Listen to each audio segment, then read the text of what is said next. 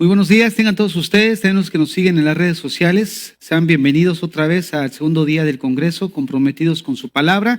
Estamos abordando el tema de responsabilidad. El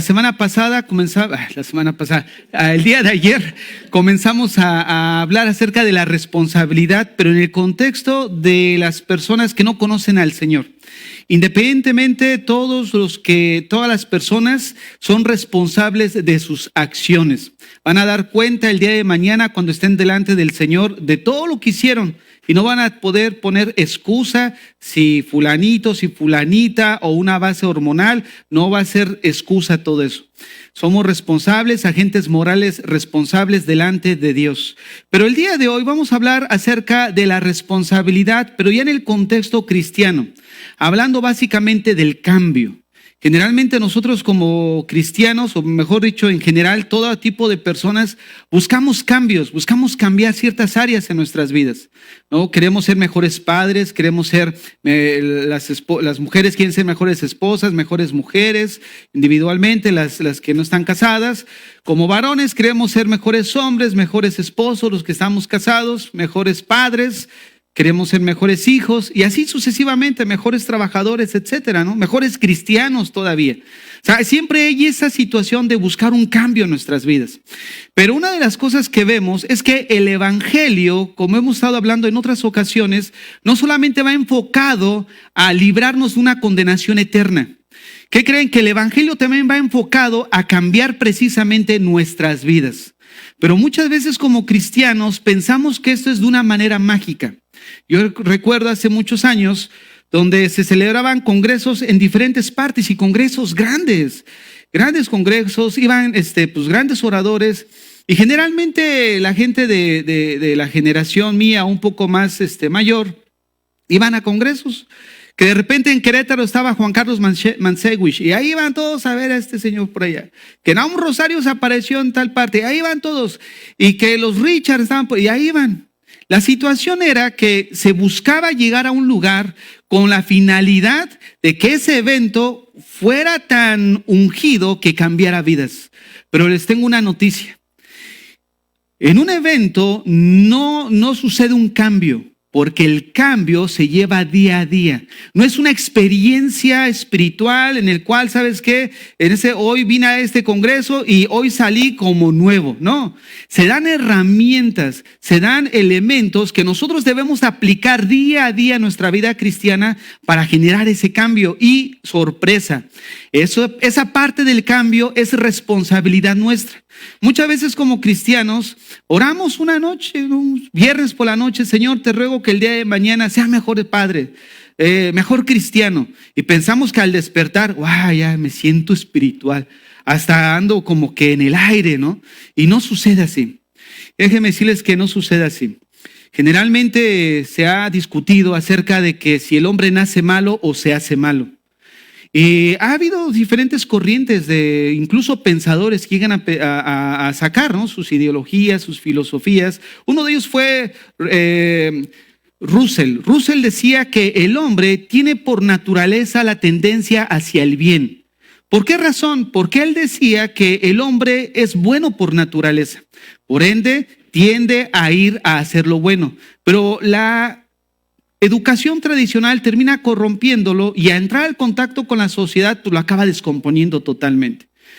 Hay otra persona que pues más o menos latinó, aquel que popularizó el Homo homini lupus. El hombre es el lobo del hombre. ¿No es cierto? Donde afirma que muchas veces el hombre tiene esa tendencia de destruir a su prójimo, porque el hombre es malo por naturaleza. Pero ¿qué dicen las Escrituras? ¿De dónde sale ese comportamiento antisocial? Ya dijimos que el comportamiento del hombre no tiene como una base hormonal ni biológica. La base del comportamiento del hombre tiene una base natural. El tema que voy a abordar es cambiados por naturaleza. ¿Cómo surgió primero el cambio en nuestras vidas para poder entender nosotros cuando decimos, oye, pues ya 10 años y sigues igual?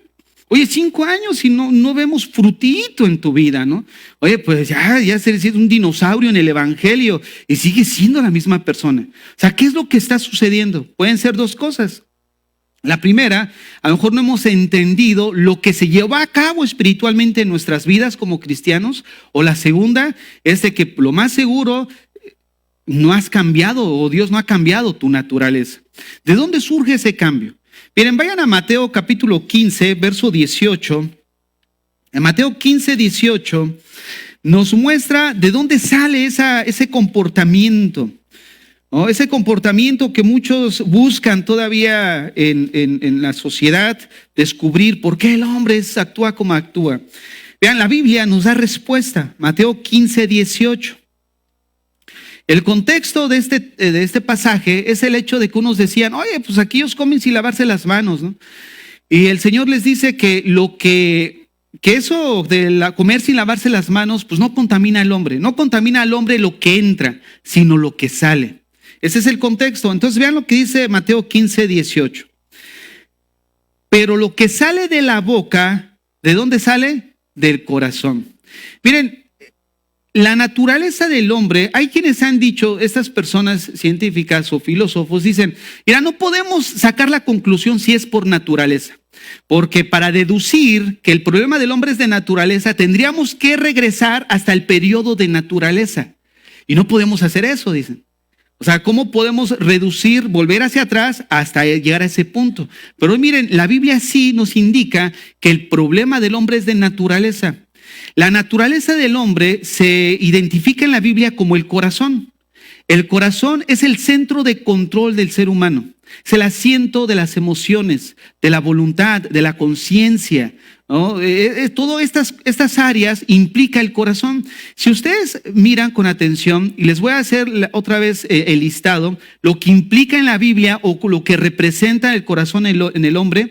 Yo sé que lo han escuchado esto en otras enseñanzas que les ha dado, pero quiero que ustedes vean algo que probablemente no han observado.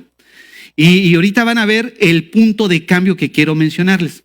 ¿Cómo se representa el corazón según la Biblia o qué implica el corazón cuando se refiere al hombre? No me estoy refiriendo a ese órgano físico, me estoy refiriendo a ese órgano intangible, donde está el asiento de las emociones, donde se encuentra la voluntad, donde se encuentra la conciencia y nosotros nos damos cuenta que todas estas áreas es lo que representa todo nuestro ser.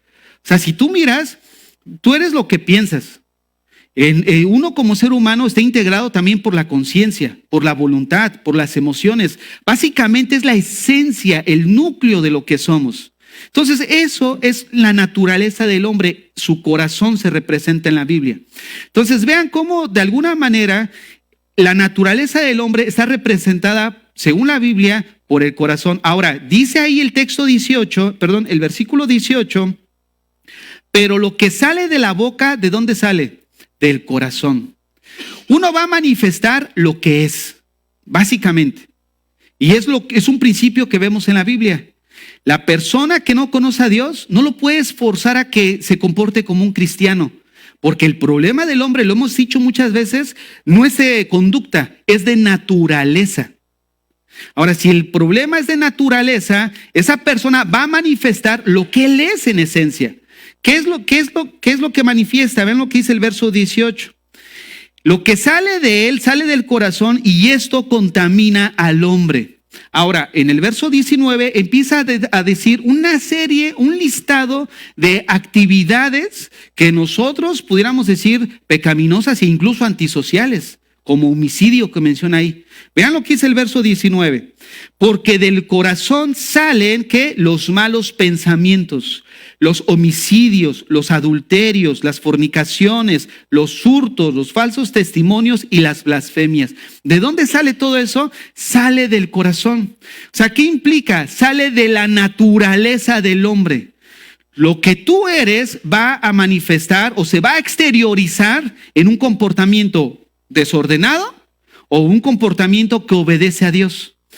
Cuando el hombre en su estado natural no tiene la capacidad de responder a Dios.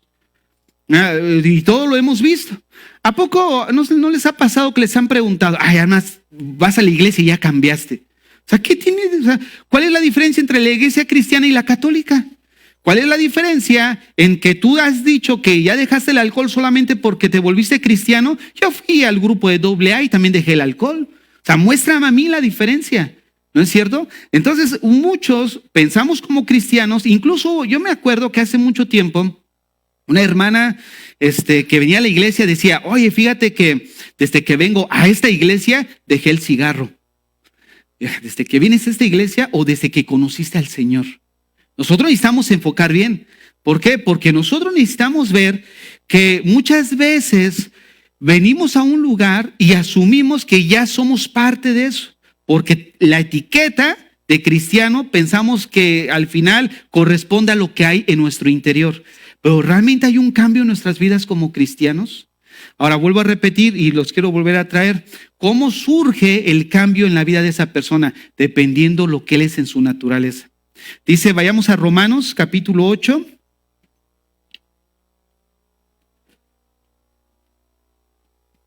Verso 7.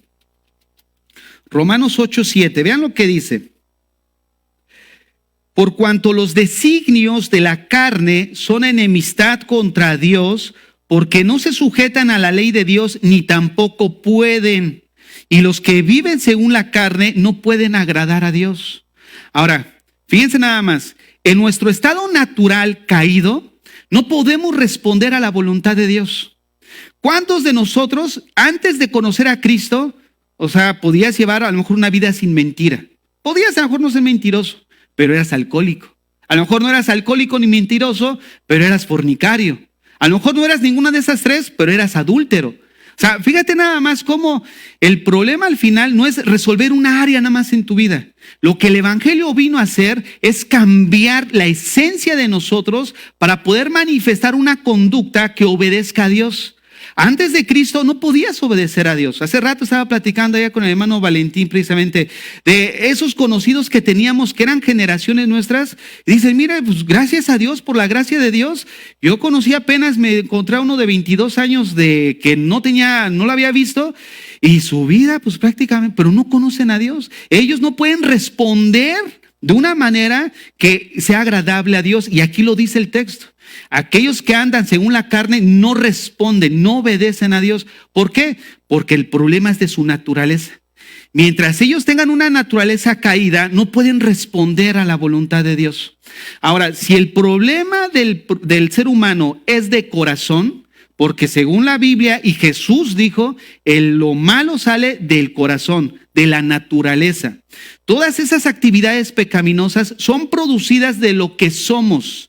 Por lo tanto, cada parte de nuestro ser está contaminado por el pecado. De ahí es de donde viene el término depravación total. Hay quienes no están de acuerdo con ese término, pero no es porque no sea bíblico. El asunto es que se entiende de una manera distinta. Cuando hablamos de depravación total, no estamos hablando de grado, estamos hablando de extensión.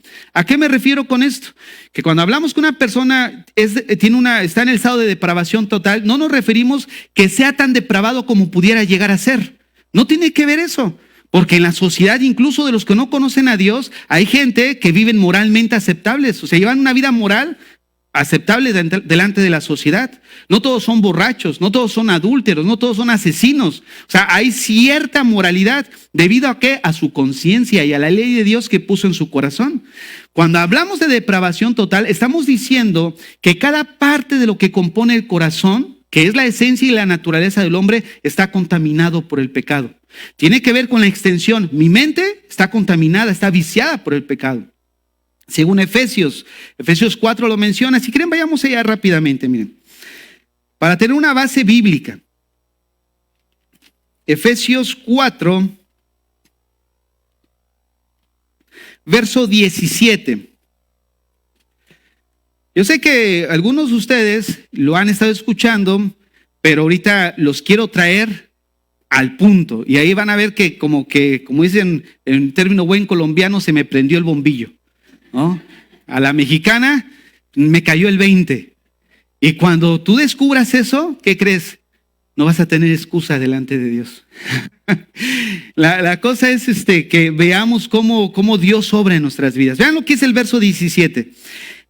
Esto pues digo y requiero en el Señor, que ya no andéis como los otros gentiles. ¿A quién se dirige? A nosotros como cristianos. Ya no andes como ellos. Esa palabra andéis viene de un término que es peripateo. que significa andar alrededor de, pero siendo partidario de eso. Ahora, ¿qué es lo que Pablo dice? Ya no seas partidario de qué. Vean lo que dice. Que andan en la vanidad de qué? De su mente, teniendo el entendimiento entenebrecido. ¿A qué se refiere? A la mente. ¿Cómo tiene la mente la gente perdida? La gente sin Cristo, oscurecida, arruinada moralmente. Ahora bien, ajenos a la vida de Dios por la ignorancia que en ellos hay. Fíjense, el verso 17 comenzó diciendo que ya no andéis. Esa palabra andéis, ¿qué involucra? La voluntad. ¿Por qué? Porque para que tú seas partidario de ello, se requiere tener tú la voluntad, la decisión, lo que decíamos ayer. ¿No? Por cuando tú eres libre de elegir, por lo tanto, eres responsable. Entonces, dice ahí que en un momento dado ya no andemos con ellos. Hubo poder de elección. Tú decidiste voluntariamente andar. ¿Cómo está tu voluntad entonces? Viciada por el pecado. Si no, nada más echan un vistazo cómo está el mundo exterior. De aquellas personas viven de una manera desordenada, no responden en obediencia a la voluntad de Dios. Ahora, ahí mismo vimos que la mente está contaminada, pero vean lo que dice el verso 18. Teniendo el entendimiento entenebrecido, ajenos de la vida de Dios por la ignorancia que en ellos hay, por la dureza de su corazón. Los cuales, quiero aquí observar algo, miren. Por la ignorancia que en ellos hay, por la dureza de su corazón. Miren, ¿dónde surgen también dijimos hace rato que parte de ese corazón intangible son las emociones? Ya no tengo el tiempo para llevarlos. Ya no tengo el tiempo para llevarlos a esos textos.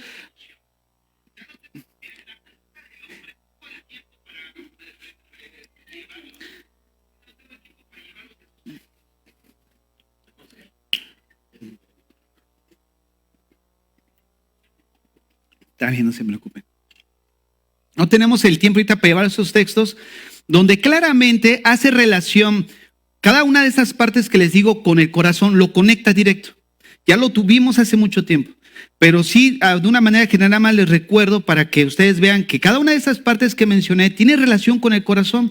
Ahora, vean lo siguiente aquí en el verso 18, acerca de la dureza del corazón.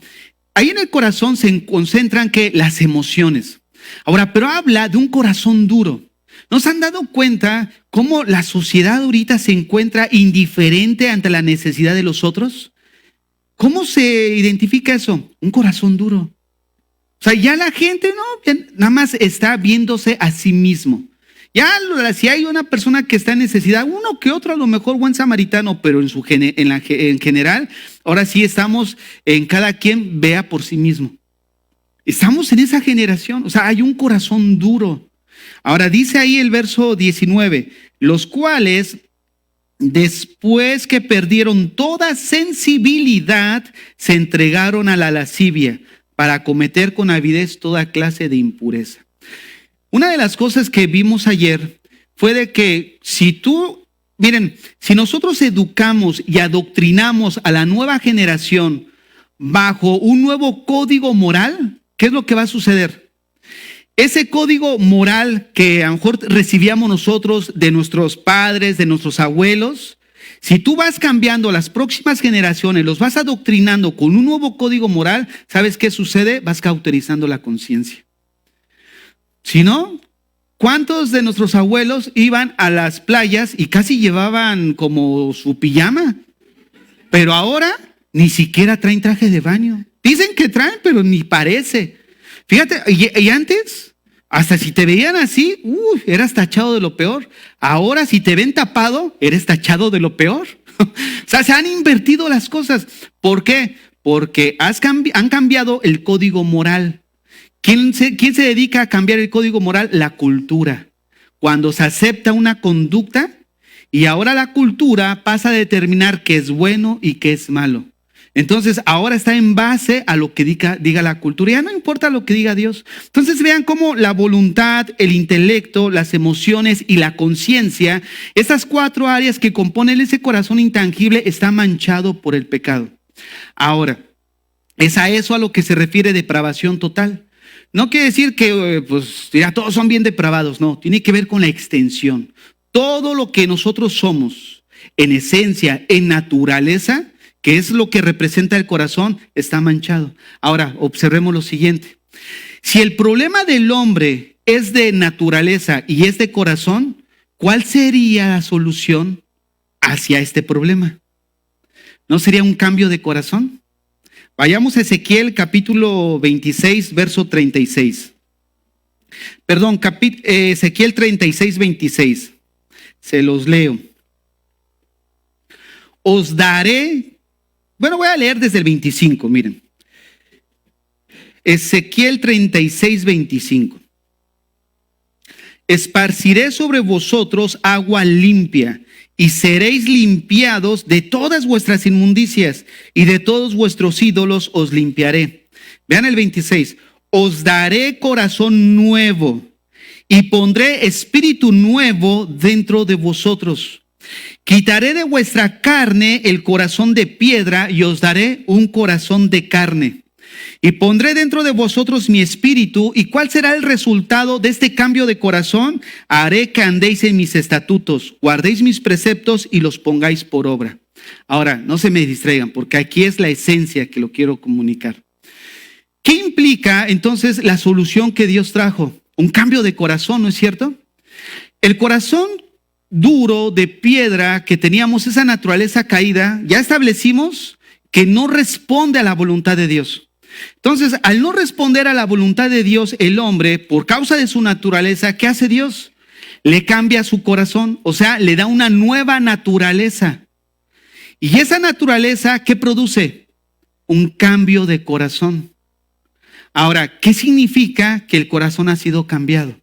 Primero quiero decir lo que no significa. Cuando nosotros decimos que Dios cambió nuestro corazón y cambió nuestra naturaleza, no significa en primer lugar que seamos perfectos, que no pequemos, que de la noche a la mañana, como ya soy cristiano y cambió mi corazón y mi naturaleza, ahora sí, mira, una vida impecable. No significa eso. ¿Qué significa entonces que Dios ha cambiado nuestro corazón? Síganme con atención. Significa que ahora nosotros podemos responder a la voluntad de Dios. Y escucha esto. En base a que ahora Dios cambió el corazón de todos nosotros que nos llamamos cristianos, por un corazón que antes, o mejor dicho, cambió nuestro corazón en el estado que antes estaba, que no respondía a Dios, cambia nuestro corazón y nuestra naturaleza, ahora implica que ahora nosotros podemos responder a la voluntad de Dios. Escucha esto, por cuanto tú y yo podemos responder a la voluntad de Dios, somos responsables de nuestro cambio. Fíjate nada más. ¿Cuántos de nosotros decimos, es que el Señor no me cambia? Y pensamos o esperamos que Dios venga y cambie tu vida como una lámpara maravillosa. Así, no, lámpara, sí, la vara maravillosa. Bueno, lámparas, pues ya ahí van a surgir. La vara maravillosa. No, es que el Señor no me ha tocado, no ha hecho nada en mí. Es que mi marido sigue siendo el mismo, o yo sigo siendo el mismo, yo sigo siendo la misma. Miren, hermanas, muchas de ustedes quieren que su marido cambie, pero no quieren ustedes, o mejor dicho, inconscientemente, a lo mejor por conscientemente, el beneficio de la duda. Tú dices, Señor, cambia a mi marido, pero el problema es que tú lo quieres cambiar a tu forma. Y los hombres también, Señor, cambia a mi esposa. ¿A quién quieres cómo quieres que Dios, o cómo quieres que sea ese cambio? ¿A tu manera o a la manera de Dios? Porque cuando decimos muchos, ay Señor, cambia a mi esposo, y el esposo empieza a entregarse a Dios, y el esposo empieza a participar en los estudios y a servir y tener ese fuego ferviente, entonces ya no te gusta. Y dice Dios, pues no querías que te lo cambiara. Entonces, ¿qué es lo que quieres? Pues, no, pocas palabras, no dice así, ¿verdad? Pero muchas veces no nos conformamos. ¿Por qué? Porque el cambio no es a lo que yo quiera. El cambio es como Dios va a venir y va a transformar ese corazón. ¿No? Yo he visto a lo largo del tiempo cómo hermanos comienzan y de repente ya no están. Porque buscaba a la mujer o el hombre un cambio, pero yo quiero que cambie como yo quiero que esa persona sea. Y así no es el cambio. Ahora observen lo siguiente. Si ahora nosotros podemos responder a la voluntad de Dios porque Él cambió nuestro corazón, somos responsables delante de Dios. O sea que si tú sigues siendo el mismo hace 5 años, no puedes venir y decir, Señor, pues es que tú no has hecho nada en mí. O salir de aquí, pues el Congreso pues pasé de noche, no me enseñó nada, no dije nada, no. Lo que va a salir de aquí grabado en tu corazón es que no vas a tener excusa delante de Dios. Cuando el Señor te diga, oye, ¿por qué no fuiste el mismo padre de siempre, el mismo hijo de siempre? Ay, Señor, pues tú sabes que como ayer no las hormonas. O bueno, Señor, pues que tú no hiciste nada en mí. Y el Señor te va a decir, tú eres responsable. ¿Por qué? Porque cambié tu naturaleza. Si realmente somos cristianos. Por eso decía, si no hay fruto en ti, si tú miras, por eso Pablo le dijo a los corintios, examinaos a vosotros mismos si estáis en la fe. Porque al parecer se escucha de ustedes que muchos andan en pleitos, que muchos andan en fornicaciones, que muchos andan andando como los otros. Y eso no pinta como la vida que debe ser un cristiano. Entonces, examinaos a vosotros mismos. ¿En base a qué? En base a que Pablo entendía que cada uno de los corintios que asumían que eran cristianos, Dios les había cambiado su naturaleza y su corazón. Por ende, ellos ahora podían responder, tenían la capacidad de responder a Dios. Eso implica que el cambio es nuestra responsabilidad.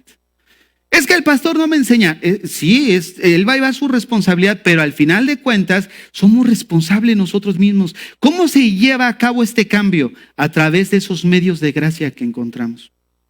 ¿Cuáles son los medios de gracia? La oración, la palabra. Pero estamos tan ocupados en este mundo tan globalista, donde nos apuramos a hacer esto, nos apuramos a hacer lo otro, y perdemos de vista nuestra relación con el Señor.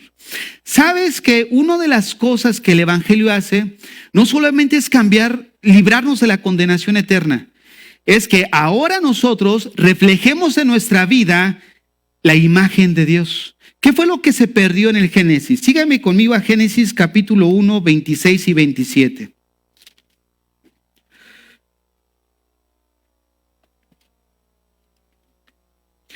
Entonces dijo Dios, hagamos al hombre a nuestra imagen. ¿Qué quiere decir esto? ¿Que ahora somos dioses? No. Una de las cosas que vemos en la Biblia es que Dios se ha dado a conocer a nosotros. Fíjate cómo es la misericordia de Dios. Él no hizo su creación y se olvidó de ella. No, pues ya los hice, háganse ustedes bolas. No, Dios hizo su creación y Dios tuvo la iniciativa de darse a conocer a su creación. Ahora, todo lo que nosotros conocemos y entendemos de Dios es porque Él nos lo ha revelado. Y parte de esa revelación, o mejor dicho, toda la revelación respecto a Dios está en la Biblia. Y una de las cosas que vemos en la Biblia es que Dios tiene atributos. ¿Cómo definimos atributos? Ya lo estudiamos hace tiempo. Es todo aquello que Dios ha dado a conocer de sí mismo y que es verdadero en Él. Parte de esos atributos tiene 2 divisiones. Los atributos comunicables e incomunicables. Algo que ustedes ya saben. Pero fíjate cómo a veces, ya lo sabemos, ya lo entendemos. Y no entendemos muchas veces el clic en todas esas doctrinas que nos llevan precisamente y apuntan a nuestra responsabilidad de un cambio.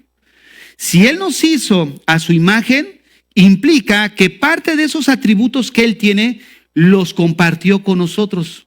Por eso la doctrina de los atributos de Dios se subdivide en 2. Atributos comunicables e incomunicables. Los incomunicables son propios de Dios, que Él no comunica, que Él no comparte. Él es todopoderoso, todo lo sabe, Él está en todas partes, nosotros no. Pero hay otros que son comunicables, que son los que Él comparte con su creación. Dios ama, nosotros también nos dio la facultad de amar. Dios es misericordioso, nos dio la facultad de ser misericordiosos. Ahora, esta es la imagen que Dios puso en el hombre. Compartió esta imagen. Vean lo que dice el verso 26. Hagamos al hombre a nuestra imagen, conforme a nuestra semejanza, y señoree en los peces del mar, en las aves de los cielos, en las bestias, en toda la tierra, en todo animal que se arrastra sobre la tierra. Verso 27. Y creó Dios al hombre a su imagen, a imagen de Dios los creó, varón y hembra los creó. Miren, ¿qué implica esto? Esto implica que Dios nos hizo así, o hizo así la primer pareja en el Edén. Ese era el propósito de Dios, reflejar el carácter. Ahora, ¿cómo era esa imagen de Dios? Era perfecta en la primera pareja. Miren, quitemos un momento el hecho de que eran pareja. Simplemente limitémonos al hecho de que eran dos individuos, verlos como en el sentido de que eran dos individuos que tenían una relación correcta. ¿No? Tenían una relación correcta, o sea, la relación interpersonal que existía entre ellos era perfecta. ¿En qué sentido era perfecta? Era perfecta emocionalmente.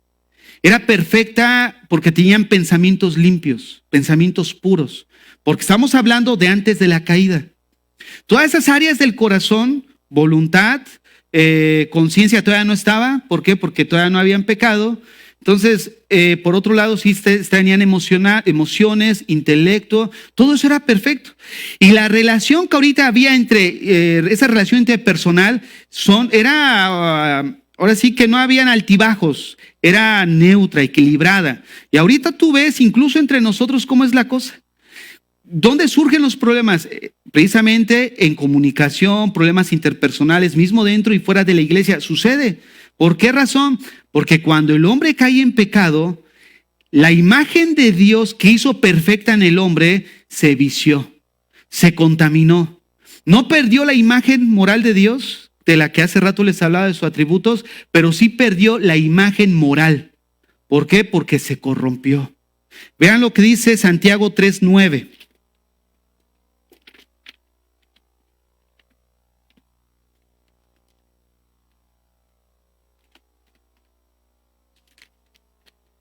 Santiago 3:9. Con ella bendecimos al Dios, o sea, hablando de la lengua, y Padre, y con ella maldecimos a los hombres que están hechos, ¿a qué? A la semejanza de Dios. O sea, el hombre estando ya caído en el pecado, no perdió la imagen. Pero cuando venimos al Evangelio, ¿qué creen cuál es uno de los propósitos? Muchos como cristianos pensamos que, bueno, pues yo ya soy salvo, invitamos a alguien y viene, conoce el Evangelio y bueno, ya la libró, nos vemos en el cielo. Y sí, eso es una parte importante. Pero el Evangelio no solamente incluye ser libres de la condenación, el Evangelio implica también vidas transformadas. La palabra vida eterna, lo he comunicado anteriormente, viene de una palabra zoe, la palabra vida, que implica no solamente un indeterminado tiempo que no tiene fin, no, implica también una calidad de vida. ¿Cuántos de nosotros como cristianos, ya siendo cristianos, no reflejamos la imagen de Dios? Pastor, pero acaba de decir que se perdió. Se perdió, pero ¿qué crees? Que ahora en el Evangelio, uno de los propósitos de él es recobrar esa imagen que se vició, que se perdió. Vayamos a Colosenses 3:10.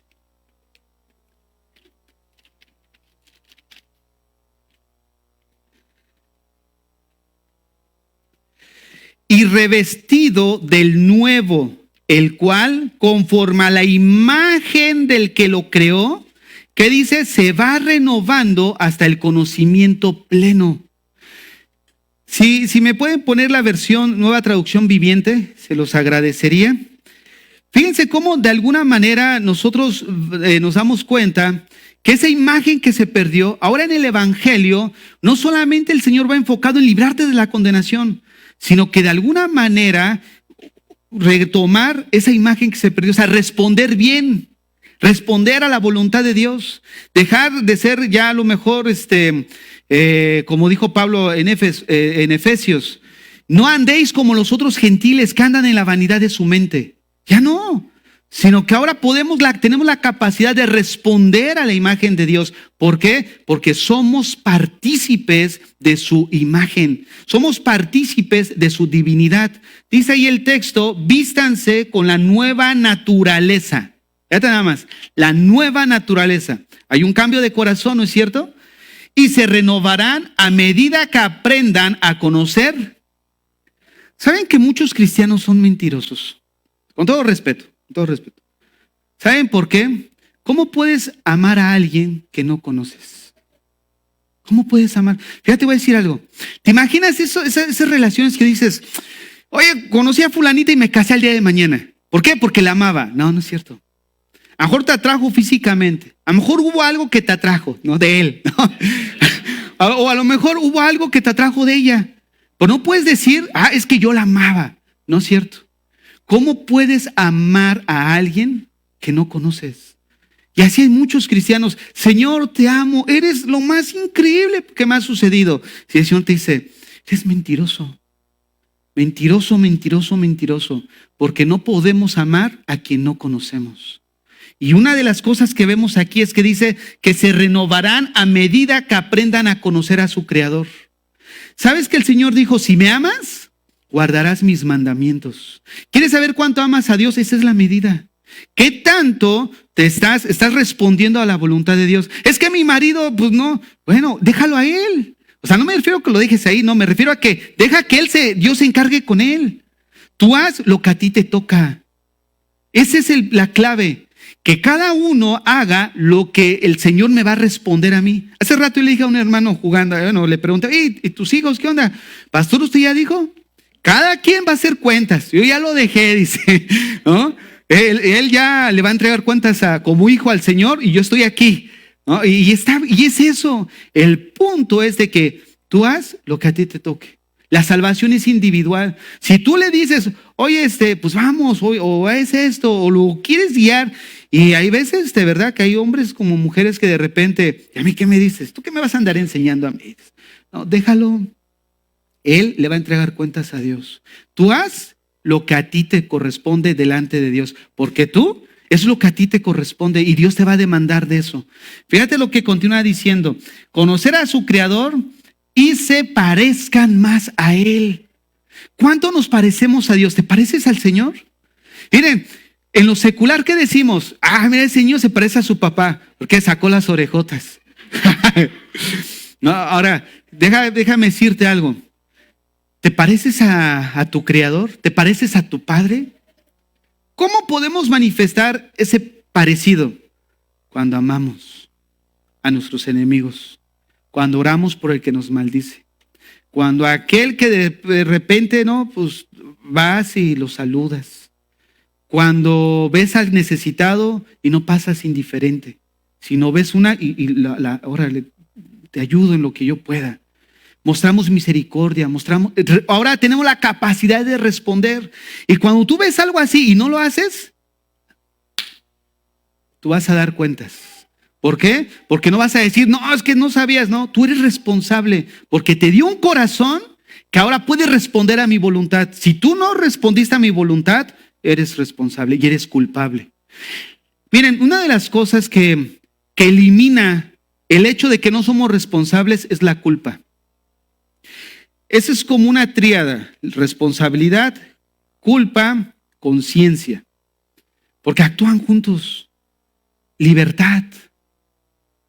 El hecho de que ahora Dios te dio ese corazón que respondieras, nos dio esa libertad de decir, sí, Señor. Yo amo, sí, Señor, yo perdono, sí, Señor, yo doy. Entonces, como hay esa libertad y tú decides hacer o no hacer, eres responsable. Y ahora como cristianos, máxime, si Dios nos dio un nuevo corazón, si Dios cambió nuestra naturaleza, ¿cómo debemos de ser más como Cristo? Segunda de Pedro, capítulo 1, verso 3. Si me lo pueden poner ahí de una vez en la Nueva Traducción Viviente.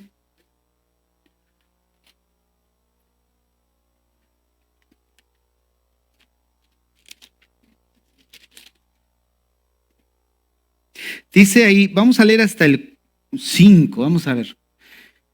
Mediante su divino poder, Dios nos ha dado todo lo que necesitamos para llevar una vida de rectitud. La Nueva Traducción Viviente dice, como todas las cosas que pertenecen a la vida y a la piedad. O sea, fíjate nada más, mediante su divino poder, Dios nos ha dado todo lo que necesitamos. O sea, que no tenemos excusa. No puedes decir, es que me falta algo, no. En el momento que Dios te dio un nuevo corazón, una nueva naturaleza, Dios te equipó. Ahora podemos responder. Y dice ahí, nos ha dado todo lo que necesitamos para llevar una vida de rectitud.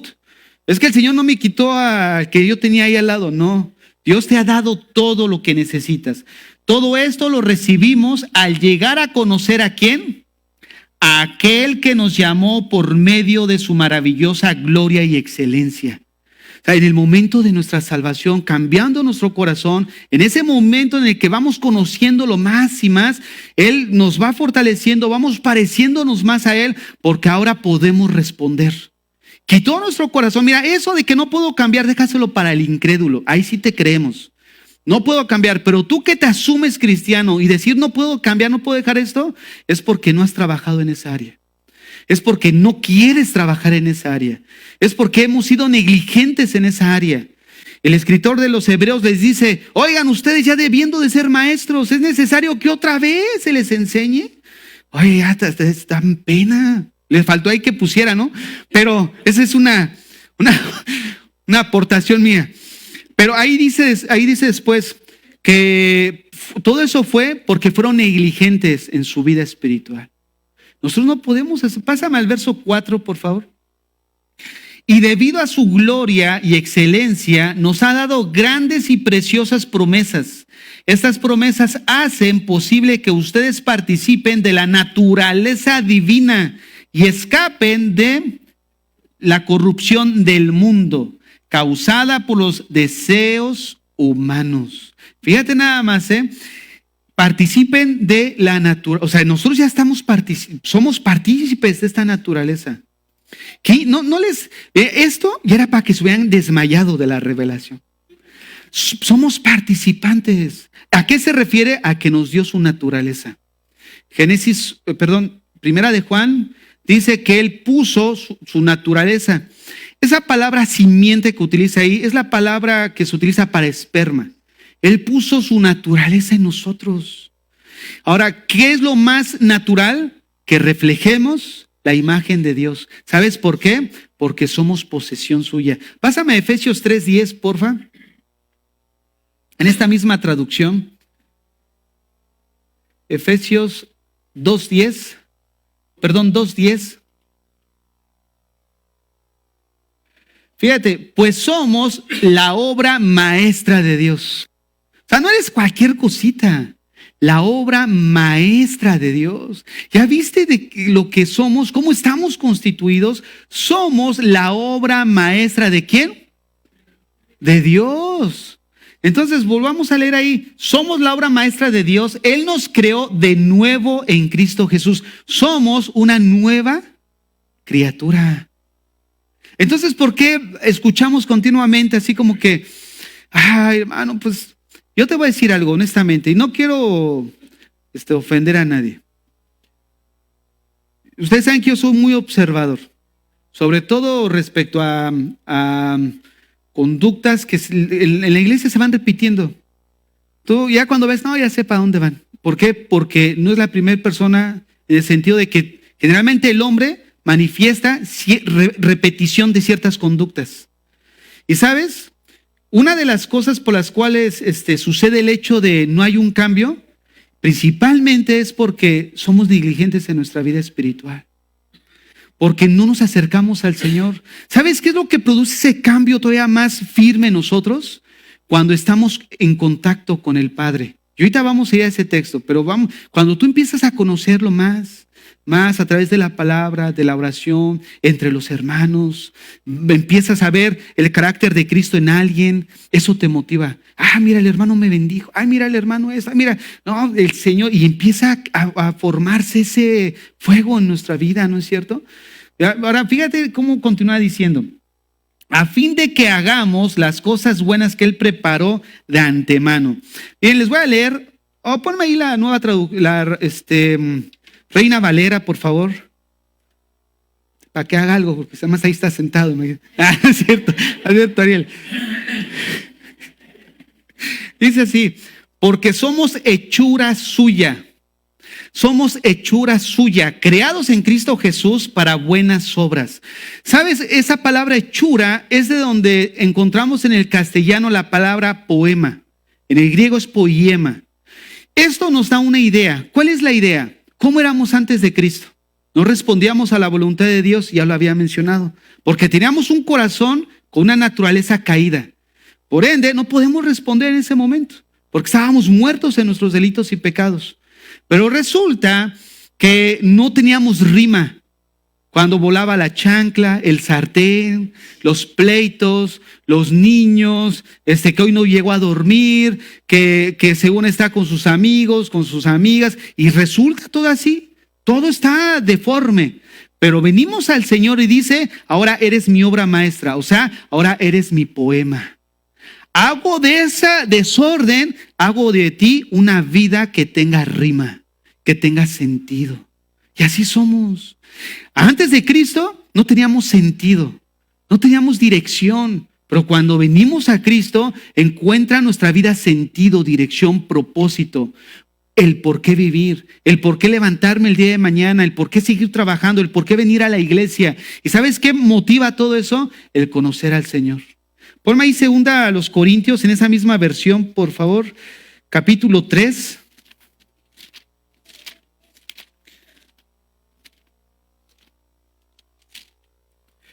Ahorita te voy a dar el texto.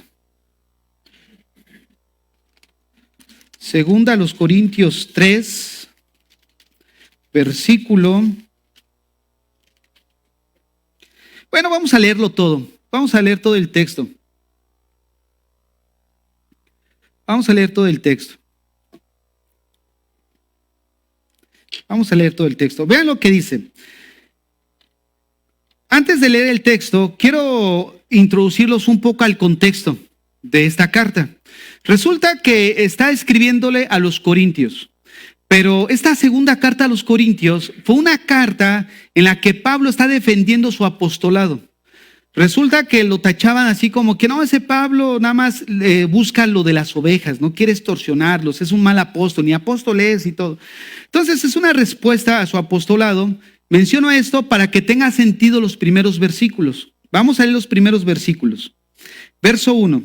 Voy a leer todo el texto ahí para que lo vayas corriendo, hermano. Dice, ¿otra vez comenzamos a elogiarnos a nosotros mismos? ¿Acaso somos como otros que necesitan llevarles cartas de recomendación o que les piden que se escriban tales cartas en nombre de ellos? Por supuesto que no. ¿Por qué Pablo decía eso? Porque Pablo fue el fundador de esa iglesia. Dice, oye, pues yo la fundé, es necesario que yo llegue, oye, ¿me das chance de ir?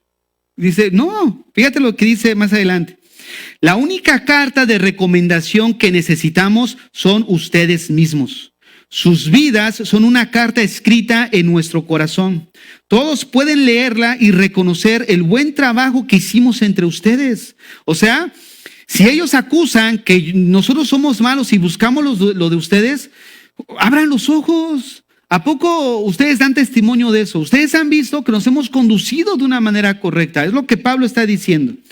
Verso 3. Es evidente que son una carta de Cristo que muestra el resultado de nuestro ministerio entre ustedes. Esta carta no está escrita con pluma y tinta, sino con el Espíritu de Dios viviente. No está tallada en tablas de piedra, sino en corazones humanos. Estamos seguros de todo esto debido a la gran confianza que tenemos en Dios por medio de Cristo. No es que pensemos que estemos capacitados para hacer algo por nuestra propia cuenta. Nuestra aptitud proviene de Dios. Él nos capacitó para que seamos ministros de su nuevo pacto. Este no es un pacto de leyes escritas, sino del Espíritu.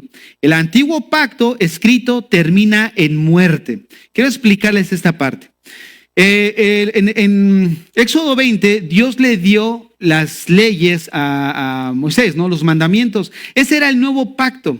Incluso Moisés roció sobre ellos sangre, diciendo esta es la señal del pacto que en ese momento habían tenido.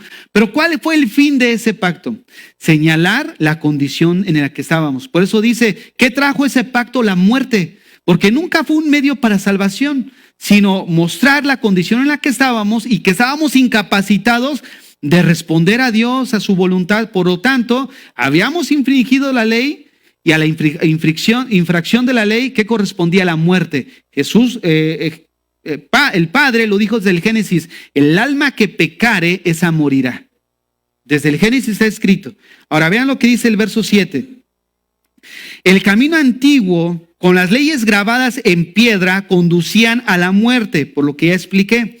Aunque comenzó con tinta de gloria, que el pueblo de Israel no podía mirar la cara de Moisés, pues su rostro brillaba con la gloria de Dios, aun cuando el brillo ya estaba desvaneciéndose. Cuando él baja de la montaña con los 10 mandamientos, dice que su rostro brillaba. Pero su rostro brillaba porque había estado con la presencia de Dios. Fíjense qué curioso, a lo largo de toda la Biblia, siempre vemos que las personas que tienen un encuentro con Dios no son los mismos. Moisés bajó reflejando la gloria de Dios, a pesar de que tenía el primer pacto que no producía en cierta forma vida como la del nuevo pacto en Cristo. Y a pesar de eso, él reflejó la gloria de Dios.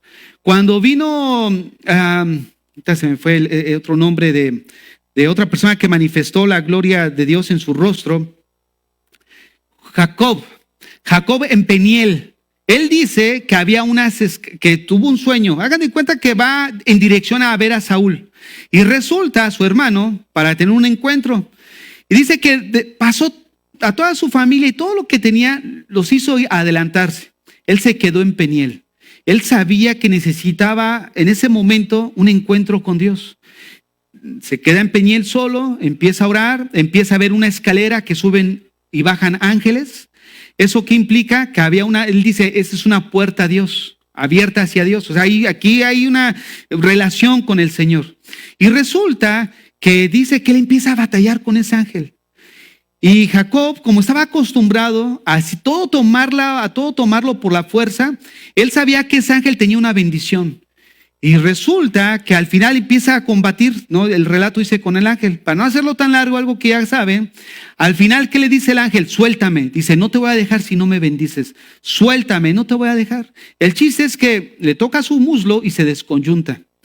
Cuando tú lees todo el relato, Génesis 32, si no me equivoco, 32, 33, pero es 32, todo el relato, ¿qué crees que pasa? Dice que cuando amaneció, Jacob bajó, pero bajó cojeando. O sea, no fue el mismo, fue marcado. Todos los hombres en el que vemos en la Biblia que tienen un encuentro con el Señor son marcados. Cuando estaban ahí ante el concilio Pedro y Juan, que dijeron, estos son gente del vulgo, gente sin letra, pero habían reconocido que habían estado con Jesús. ¿Por qué? Porque sorprendió el crecimiento que ellos tenían, ¿no? El impacto que ellos tenían en sus vidas. Entonces vemos cómo Moisés baja y reflejaba la gloria de Dios. Ahora continuemos al 10. De hecho, aquella primera gloria no era para nada gloriosa comparada con la gloria sobreabundante del nuevo camino. Así que si el antiguo camino que ha sido reemplazado era glorioso, cuánto más glorioso es el nuevo que permanece para siempre, o sea, a través de Cristo. Verso 12. Ya que este nuevo camino nos da tal confianza, podemos ser valientes. No somos como Moisés, quien se cubría la cara con un velo para que el pueblo de Israel no pudiera ver la gloria, aun cuando esa gloria estaba destinada a desvanecerse. ¿Por qué? Porque pues iba a ser cambiada por un nuevo pacto. Verso 14. Pero la mente de ellos se endureció. Y hasta el día de hoy, cada vez que se lee el Antiguo Testamento, el mismo velo les cubre la mente para que no puedan entender la palabra. Este velo puede quitarse solamente si creen en Cristo. O sea, ¿qué sucede? Que aquellos judíos, incluso hasta en la actualidad, los judíos étnicos o que son judíos resulta que cuando leen la Biblia, o sea, no ven a Cristo ahí. Pero dice que si ellos creen, se convierten, van a ver a Cristo. Lo mismo que pasó en nosotros.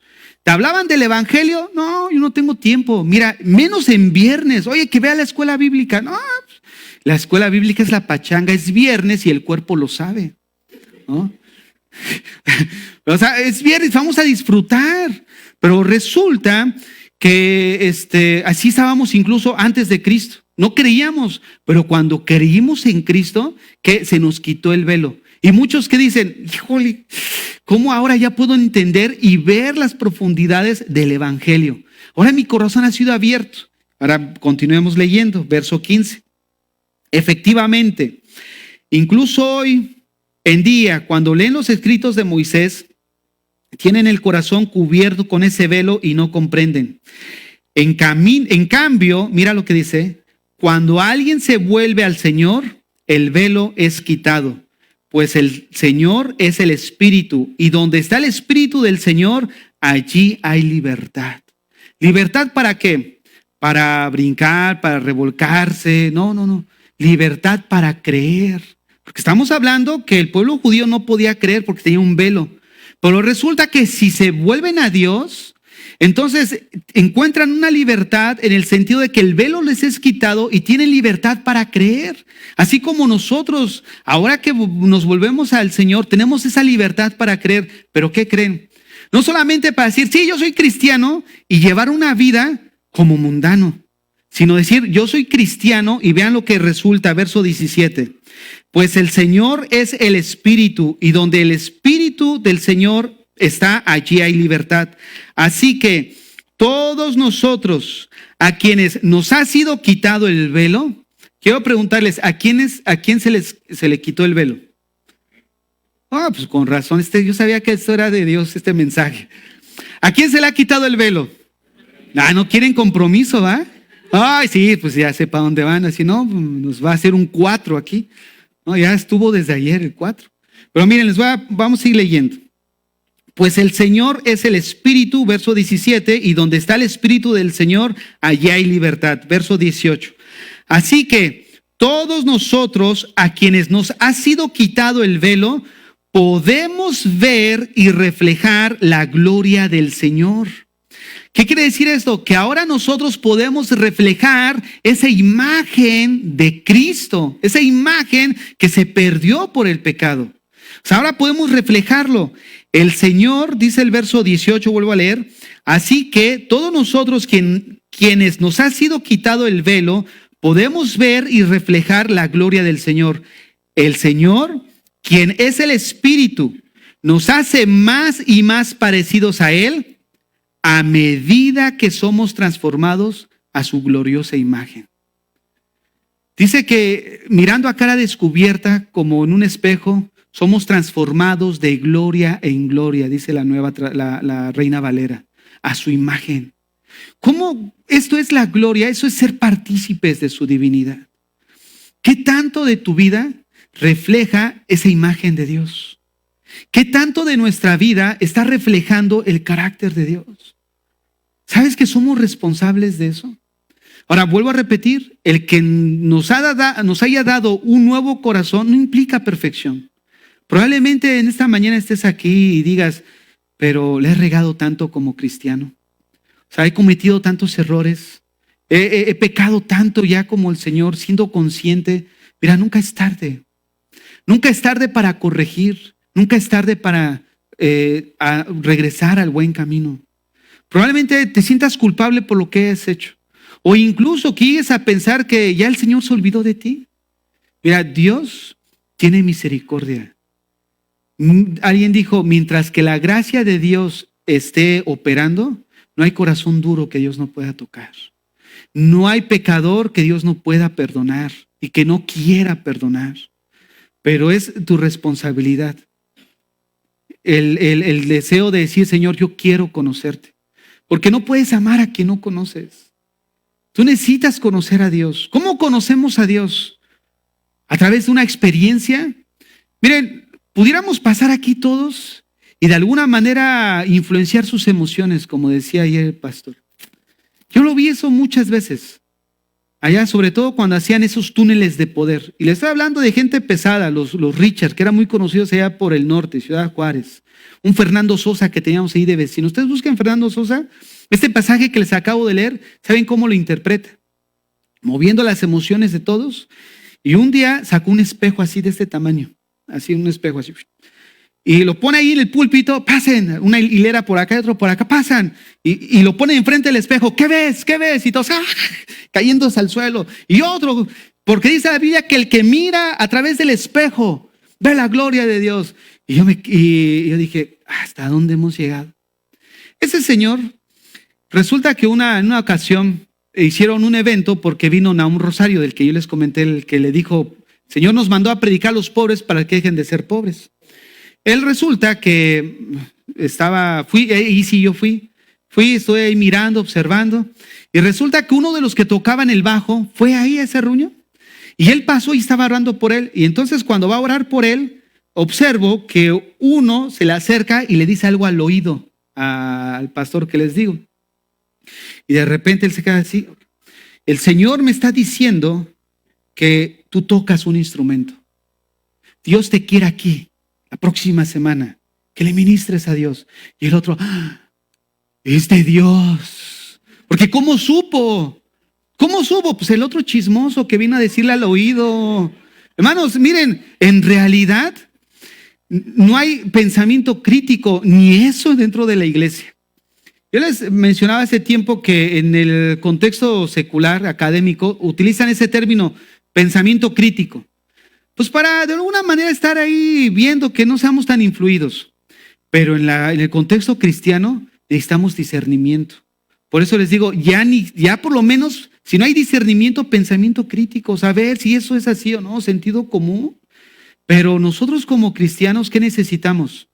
Necesitamos la palabra que transforme nuestro corazón, que cambie nuestras vidas. Esto no es algo mágico que vengas y ahorita vamos a orar por ti, como les decía, el túnel de fuego, que se ponían un pastor enfrente de otro, así sucesivamente, se ponían las manos, se hacían como un pequeño túnel y decían, hagan una fila y pasen por aquí. Y ella pasaba pasando y de repente todavía no llegaban y ya caían al suelo. Y el fuego del Señor, déjame decirles algo, Dios sí puede obrar. Dios sí puede obrar en tu vida, tener cierta experiencia con Él, pero no siempre es así. Yo les platiqué una que tuve hace tiempo y no fue la única, pero el día de hoy, hasta el día de hoy no he tenido otras. ¿Qué significa? ¿Que Dios me dejó de hablar? No. Dios quiere cambiar tu vida. Dios está más enfocado en transformar tu vida. Ahora, ¿por qué saqué todo eso? Que toda esa generación en la que crecimos, íbamos de congreso a congreso a esperar que alguien orara por nosotros y de repente dejar de ser los mismos. Yo miré tantos jóvenes que iban a tantos congresos y el domingo siguiente seguían siendo las mismas personas o seguíamos siendo los mismos. No fue hasta que encontramos efectivamente esa relación íntima con el Señor, de ese conocimiento, pero el conocer a Dios implica un acto de nuestra voluntad, un compromiso, un esfuerzo. Leer en las noches, Señor, aquí está mi vida, aquí está en oración, que ¿sabes qué? Voy a dejar 2 horas de trabajo, me voy a ir a discipular, voy a estar en la iglesia, voy a conocer del Señor, quiero conocerte. Esos medios de gracia, la oración, la palabra, la iglesia que Dios dejó para ser edificados. Nadie que esté aquí el día de mañana puede apelar a la ignorancia. Eres responsable de tu cambio como cristiano. Que el Señor tenga misericordia de nosotros. Que hable a nuestras vidas. Cierra tus ojos ahí donde estás.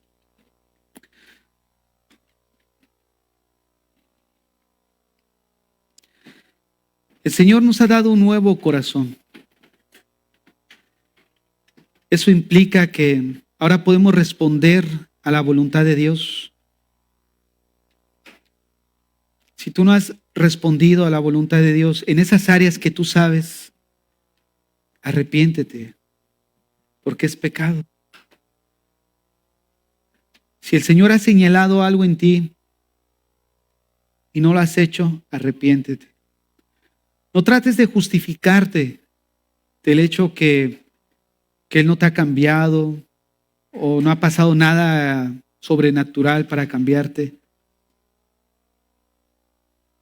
No es necesario, porque Él ya hizo todo. Cuando te dio una nueva naturaleza, cuando cambió tu corazón, implicó que ahora puedes responder a la voluntad de Dios. Por cuanto puedes responder a la voluntad de Dios, aquel día vamos a entregar cuentas. Vamos a ser, la responsabilidad del cambio es nuestra. ¿Por qué no le dices al Señor en esta mañana, si te sientes mal por tu pecado, por qué no le dices, Señor, perdóname? Tú me has llamado a ser un mejor padre, tú me has llamado a ser una mejor madre, a ser un mejor esposo, a ser una mejor esposa. Tú me has llamado a ser un mejor hijo, a ser un mejor cristiano y no lo he hecho. Perdóname. Soy culpable, Señor. Soy responsable de esta área en mi vida que no he cambiado. Perdóname. Quiero conocerte, Señor. Quiero amarte. Aquí está mi vida en esta mañana, Señor. Aquí está mi corazón. Ten misericordia de mí. Perdóname. Limpia mi corazón, Señor. Dame entendimiento de todas estas cosas para poder, de alguna manera, Señor, poner manos a la obra, trabajar en esas áreas en mi vida que tengo que trabajar. Señor, aquí está mi vida, Señor. Tómala, es tuya. Toma mi corazón, mi vida. Tú me has dado un nuevo corazón. He sido infiel, Señor, al no responder de una manera que sea agradable delante de ti. Perdóname, Señor. Limpia mi vida en este día. Que este congreso no sea de noche para mí, sino que realmente me haga reflexionar respecto a mi responsabilidad, respecto a lo que tú me has llamado a hacer, Señor. Pongo en tus manos mi vida y te ruego que esta palabra produzca fruto en mi vida, Señor, por el resto de mi vida hasta que tú vengas, Señor. En Cristo Jesús. Amén.